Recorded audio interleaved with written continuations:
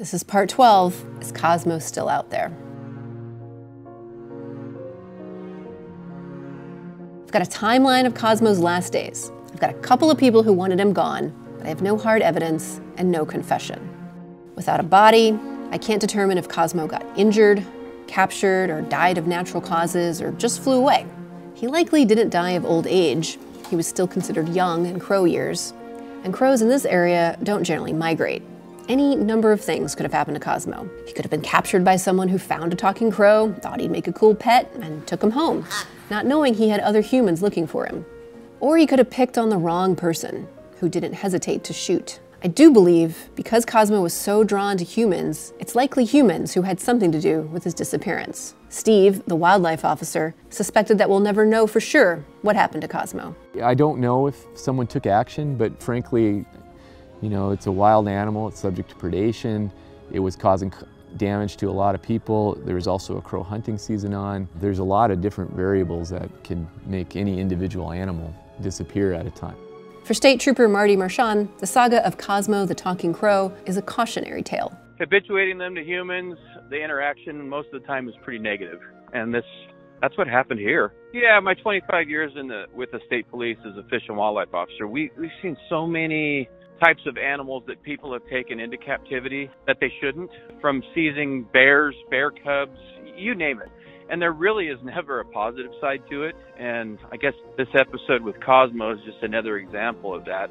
I also talked with Janelle's stepdaughter, Darian, who had a strained relationship with Cosmo, but she wanted closure for her stepmom. Hear the words come out of someone's mouth like, hey, I just wanted to let you know that this is how everything went down. I'm truly sorry, but it had to be done just because of the kids. Because I do think that he might have hurt a couple of the kids, so, went a little too far with them. Even if it's a hurtful truth, I think it will help with the closure and maybe she can kind of move on from it. Because I think she still in her mind thinks that she'll see him again one day. She's had dreams and all of these feelings that she had that he's not truly gone. And that could just be his spirit that's still around. I mean, it was a strong bond that they shared. So I could still see like his spirit sticking around and being there for her. But to hear the words, yeah, it would be closure for her for sure.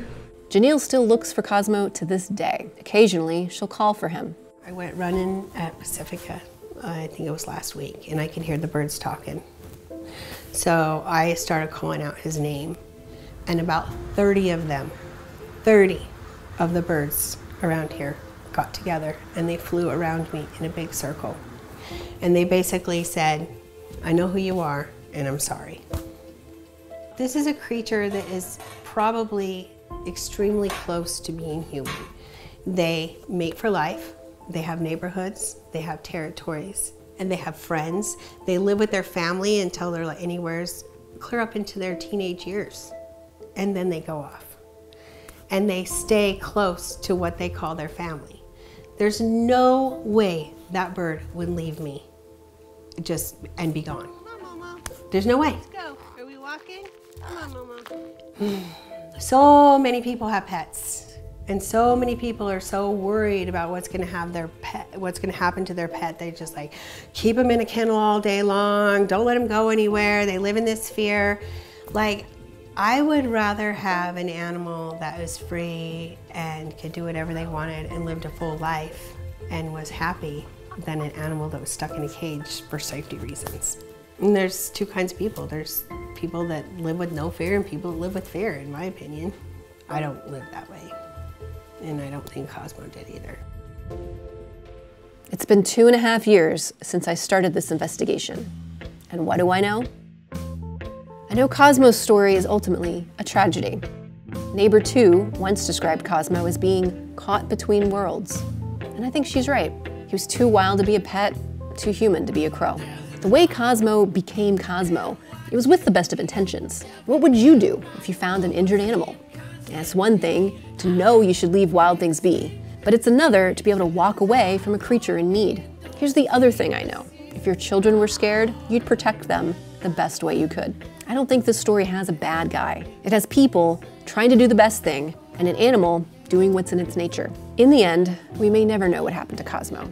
But if you watched this far, like me, maybe you'll never look at a crow the same way again.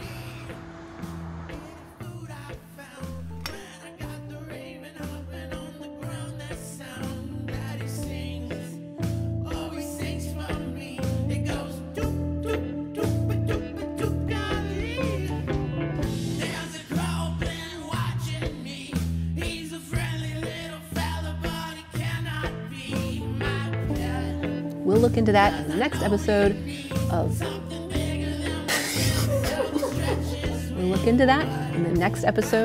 What Happened to Cosmo. Except that's not what we're calling it. This is what happened on Anchorman. I would totally say San Diego of the local alligator, of certain trapping, and the Hawthorne Institute, which provides training in it's that word I don't know how to say. Do you say herbal? I mean, like if you met a guy named Herb, I think I have a little bit of an accent, like a country accent. I like to live off grid. I have lost it. I wish I knew what this bird was. Diane moved here 50 years ago to live on a commune.